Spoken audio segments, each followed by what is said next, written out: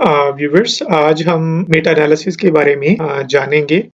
इस वीडियो के 3 ऑब्जेक्टिव्स हैं। पहला ऑब्जेक्टिव तो ये है कि मेटा एनालिसिस और सिस्टमैटिक लिटरेचर रिव्यू में क्या डिफरेंस है, और जो सेकंड ऑब्जेक्टिव है वो ये है कि हम मेटा एनालिसिस क्यों करते हैं, इसकी क्या रीजंस हैं कि हमें मेटा एनालिसिस करना पड़ता है, और थर्ड ये है कि इसका क्या प्रोसेस होगा, हमें कौन सी इंफॉर्मेशन को कलेक्ट करना होगा, और कौन से स्टेप्स हैं जिनको हम यूज करने के बाद हम मेटा एनालिसिस परफॉर्म कर सकते हैं। तो लिटरेचर सिस्टमैटिक लिटरेचर रिव्यू का बेसिकली 2 ही ऑब्जेक्टिव्स होते हैं। पहला ऑब्जेक्टिव तो ये होता है कि हम जिस फील्ड में सिस्टमैटिक लिटरेचर रिव्यू करना चाहते हैं, हम उसमें डेवलपमेंट्स को जानना चाहते हैं कि उस फील्ड में क्या डेवलपमेंट्स हुई हैं, और सेकेंडली हम उन डेवलपमेंट्स की बेसिस पे हम कुछ फ्यूचर डायरेक्शन सेट करना चाहते हैं। और ये बेसिकली ये जो हमने उन एडवांसमेंट्स को जानना और फ्यूचर डायरेक्शंस को सेट करना को हम बड़ा सिस्टमैटिक वे में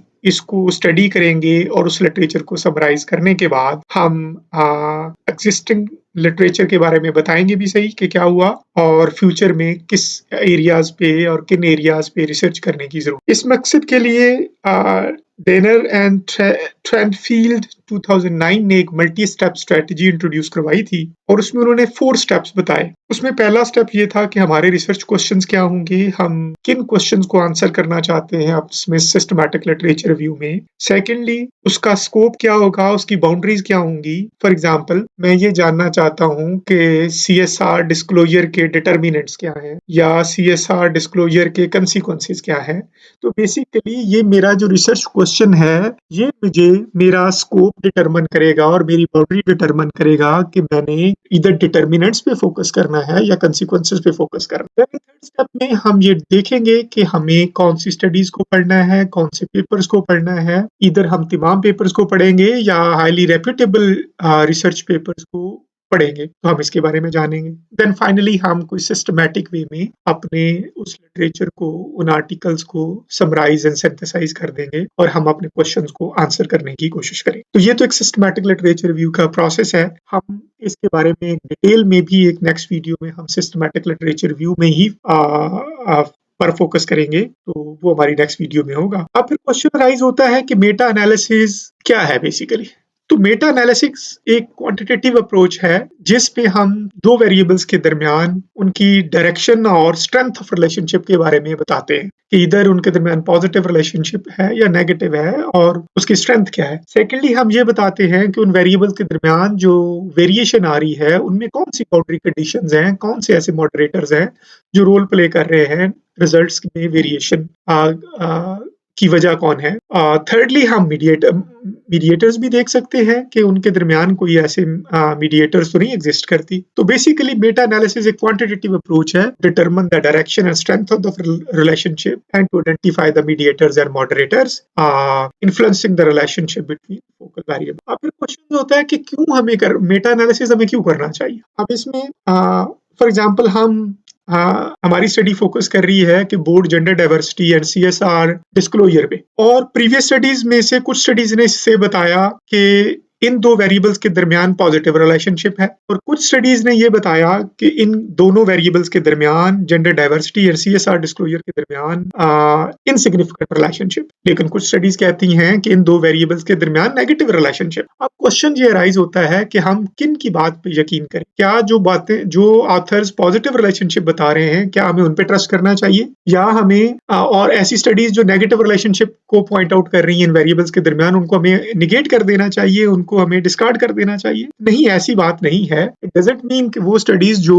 नेगेटिव रिलेशनशिप बता रही हैं तो वो पुअर क्वालिटी की स्टडीज हैं या वो इररेलेवेंट है, ऐसा नहीं है। अब बेसिकली ये जो वेरिएशन ऑफ रिजल्ट्स है वो डिफरेंट फैक्टर की वजह से हो सकती है। मसलन उस कंट्री में लेवल ऑफ करप्शन की वजह से हो सकती है, लॉ एनफोर्समेंट की वजह से हो सकती है,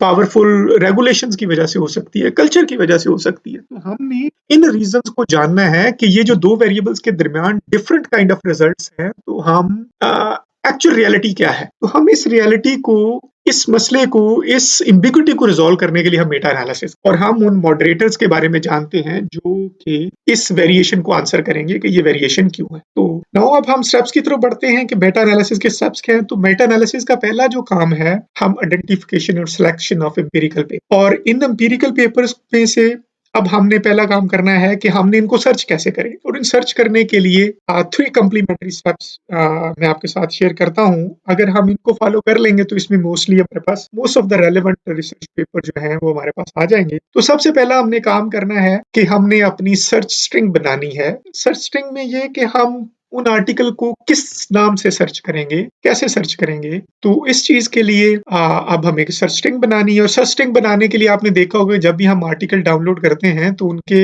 एब्स्ट्रैक्ट के नीचे कीवर्ड्स दिए होते हैं। तो उन अगर हम 5-7 आर्टिकल्स को उसी फील्ड में देख लेंगे तो हमें पता चल जाएगा कि कौन से कीवर्ड्स बहुत ज्यादा इंपॉर्टेंट हैं, जिनकी वजह से ये आर्टिकल्स हमें मिल जाएगा। तो हमने उन इंपॉर्टेंट कीवर्ड्स को अपनी सर्च स्ट्रिंग में शामिल कर लें। जिस तरह की मैंने ये सर्च स्ट्रिंग बनाई है, बायोडायवर्सिटी एंड सीएसआर डिस्क्लोजर की। अब ये हमने स्ट्रिंग डेवलप कर ली, पहला स्टेप है। स्ट्रिंग बनाने के बाद हम ये करेंगे कि हम इनको पॉपुलर डेटाबेसेस में से पेपर को सेलेक्ट करेंगे। तो हम पहले एक एमरल्ड की वेबसाइट ले लेते हैं, डेटाबेस, उसमें से हम इसी सर्च स्ट्रिंग को हम पुट करेंगे और फिर सर्च करेंगे। जो रेलिवेंट आर्टिकल्स होंगे हम उनको ओपन करेंगे, उनके एब्स्ट्रैक्ट को पढ़ेंगे, अगर रेलिवेंट है तो हम उनको डाउनलोड करें। इस तरह हम तमाम आर्टिकल जो एमरल्ड में हमसे रेलिवेंट है हम उसको डाउनलोड कर लेंगे। तो यही सर्च स्ट्रिंग को हम दूसरी डेटाबेस में से वाइले ऑनलाइन लाइब्रेरी में एंटर करेंगे और उसमें जो हमारे पास आर्टिकल्स आएंगे उनके एब्स्ट्रैक्ट को देखेंगे और अगर वो रेलिवेंट है तो हम उनको भी डाउनलोड कर लेंगे। इस तरीके से हम इस प्रोसेस को रिपीट करेंगे तमाम डेटाबेस। फिर इसके बाद हम क्या करें कि हम एक SSRN नेटवर्क है, डेटाबेस है, जो कि अनपब्लिश्ड उसमें आर्टिकल्स होते हैं जो कि पब्लिकेशन से पहले लोग SSRN डेटाबेस में डाल देते हैं। तो हमने उसी सर्च स्ट्रिंग से इस डेटाबेस में भी आर्टिकल सर्च करने की कोशिश करें। तो उसमें से जो रेलिवेंट आर्टिकल हैं वो भी हम शामिल करें। एक लास्ट अप्रोच है वो ये कि हम ना अगर इस फील्ड में जिसमें हम ये मेटा एनालिसिस करने जा रहे हैं उसमें कोई लिटरेचर रिव्यू हुआ है या कोई मेटा एनालिसिस हुआ है तो हम उन उन आर्टिकल्स को डाउनलोड करें और उनकी रेफरेंस लिस्ट में जाएं। और उनकी रेफरेंस लिस्ट में जाने के बाद अगर हमें लगता है कि उनकी रेफरेंस लिस्ट में से कुछ ऐसे आर्टिकल हैं जो हमने पहले डाउनलोड नहीं किए और हमसे रेलिवेंट हैं, तो हम उस रेफरेंस की बेसिस पे उन आर्टिकल को ढूंढ लें। तो इनफैक्ट इस तरीके से हमारे पास तमाम रेलिवेंट आर्टिकल्स आ जाएंगे। और इसमें एक और काम करना है, हमने वो जो सर्च स्ट्रिंग है उसको गूगल स्कॉलर में भी डालना है, क्योंकि अब गूगल स्कॉलर में सारे पेपर कुछ भी मीन सारे पेपर पॉपुलर डेटाबेसेस से नहीं आते। ऐसे पेपर्स भी होते हैं जो कि लाइक अनपॉपुलर डेटाबेसेस हैं, उधर से भी हमारे पास आ जाते हैं। तो आपने लास्ट में गूगल स्कॉलर में भी ये सर्च स्ट्रिंग डालें और उसमें से अगर आपको आपके टॉपिक पे रेलिवेंट आर्टिकल मिलते हैं तो आप उनको भी अपनी डाउनलोड कर लें और अपने एक डेटा सेट में उसको शामिल करें। तो ये एक सिस्टमैटिक अप्रोच से अब आपके पास तमाम आर्टिकल जो कि इस टॉपिक पे पब्लिश हो चुके होंगे,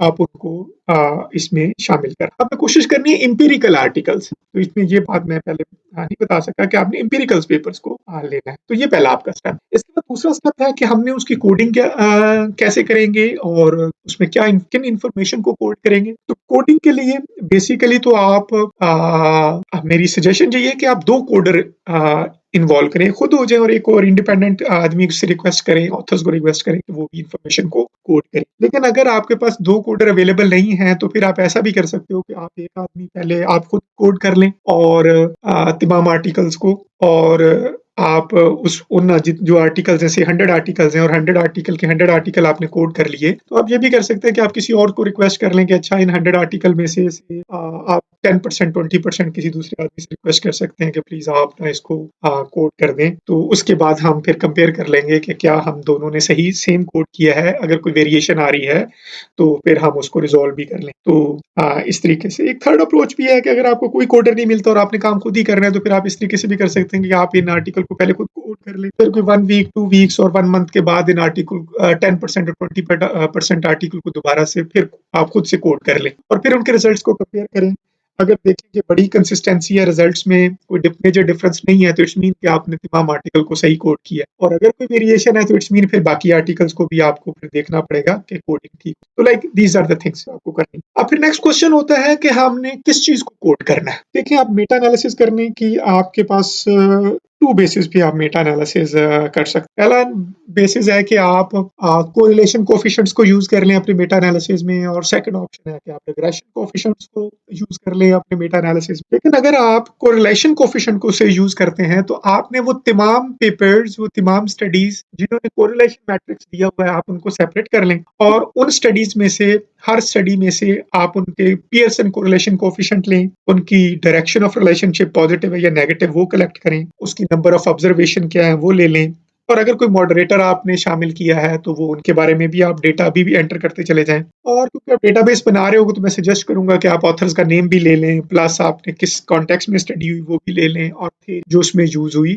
वो भी ले लें, और इनको एक एक्सेल का एक प्यारा सा टेबल बना के उसमें ये इन्फॉर्मेशन कोड कर लें। और अगर आप से रिग्रेशन कोएफिशिएंट्स की बेसिस पे आप मेटा एनालिसिस करना चाहते हो तो क्योंकि उसमें मेटा मसलन जो रिग्रेशन इक्वेशंस हैं या रिग्रेशन एनालिसिस उसमें मोस्टली मल्टीपल वेरिएबल्स होते हैं, तो उसमें हमारे पास बाइवेरिएट कोरिलेशन नहीं होगा, तो फिर हम क्या कर सकते हैं, तो रिग्रेशन कोएफिशिएंट से हम पार्शियल कोरिलेशन को विथड्रॉ करें। तो इसको नेक्स्ट वीडियो में देखेंगे कि ये काम हम कैसे कर सकते हैं। लेकिन अभी ये कि अगर आप मेटा एनालिसिस करना चाहते हैं रिग्रेशन कोएफिशिएंट्स की बेसिस पे या रिग्रेशन एनालिसिस की बेसिस पे, तो आप क्या करेंगे, आप हर स्टडी में से उनका एक तो रिग्रेशन कोएफिशिएंट लेंगे, एक उनका स्टैंडर्ड एरर ऑफ कोएफिशिएंट ले लें, फिर टी वैल्यू लें, और number of predictors in the model कितने हैं, 5 वेरिएबल थे, 10 वेरिएबल थे जो उस मॉडल में यूज हुए उनको ले लें, और नंबर ऑफ ऑब्जर्वेशन आप उसके बारे में ले लें, और बाकी इन्फॉर्मेशन मीडिएटर और मॉडरेटर की इन्फॉर्मेशन वो कलेक्ट कर लें, और ऑथर्स का नेम, स्टडी कॉन्टेक्स्ट और थ्योरी जो है उसको भी आप कलेक्ट कर लें, और एक इसको एक्सेल की शीट में पुट कर लें। तो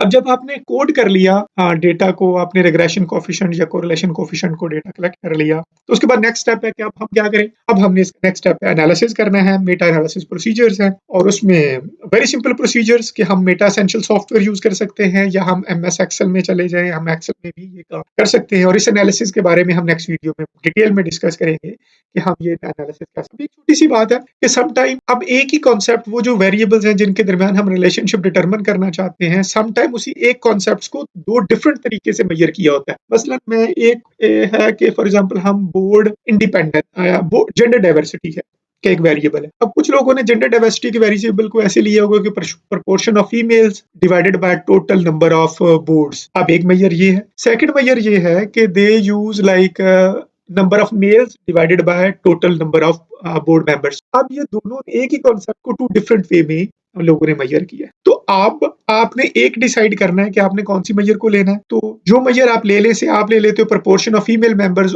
ऑन बोर्ड, अगर आप ये ले रहे हो एज ए मेन मेजर, तो अगर कुछ लोगों ने, कुछ ऑथर्स ने अगर दूसरी मेजर लिया है तो आप उनके कोरिलेशन को, साइन को चेंज कर दें।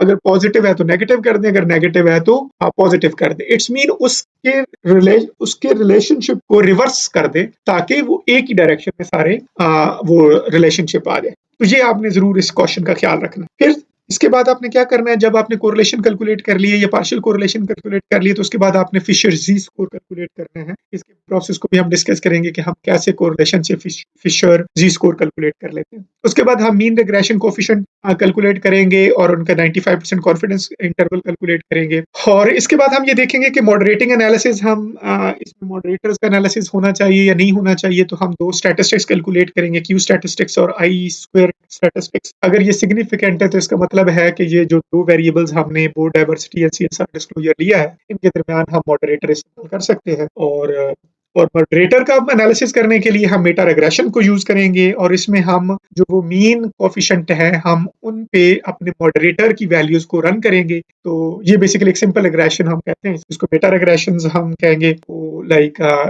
उसके कोएफिशिएंट की बेसिस पे हम ये बताएंगे कि ये मॉडरेटर पॉजिटिवली इस रिलेशनशिप को इन्फ्लुएंस करता है या नेगेटिवली इन्फ्लुएंस करता है। अब एक चीज है इंपॉर्टेंट है कि इसमें पब्लिकेशन बायस नहीं होनी चाहिए। तो वो मैंने आपको स्टार्ट में जो पहले स्टेप में मैंने एक कम्प्रिहेंसिव सर्च बताई है कि आपने कैसे ये सर्च करने हैं आर्टिकल। अगर आप उस तरीके से आप सर्च करोगे तो उसमें पब्लिकेशन बायस के चांसेस जो है वो बहुत कम होंगे। और जब आप ये सारे प्रोसेस परफॉर्म कर लोगे तो आपके पास इस तरह की डेटाबेस आएगी, इस तरह की आउटपुट आएगी। अब इसमें आप देख सकते हो कि मैंने ये 6 मॉडरेटर्स लिए हैं कल्चर के individualism, masculinity, power distance, power, conservativity, avoidance, long term orientation and intelligence. अब ये बीटा में ये बताएगा कि कौन सा इनका इस रिलेशनशिप पे पॉजिटिव इम्पैक्ट है या नेगेटिव इम्पैक्ट। तो आप ये देख सकते हो कि लाइक ये जो मैस्कुलिनिटी एंड पावर डिस्टेंस है, इनका नेगेटिव इम्पैक्ट है both diversity and CSR disclosure के रिलेशनशिप पे, वाइल बाकी डायमेंशंस का तो like this is a very simple process to conduct the meta analysis. अब हम नेक्स्ट वीडियो में इंशाल्लाह फोकस करेंगे कि एक्चुअली हम ये चीजें कैसे कैलकुलेट कर सकते हैं और इन रिजल्ट्स को हम कैसे प्रेजेंट कर सकते हैं। तो हम इंशाल्लाह इसको नेक्स्ट वीडियो में हम आई होप कि आपको मेटा एनालिसिस के बारे में कुछ आइडिया हो गया होगा। Thank you very much.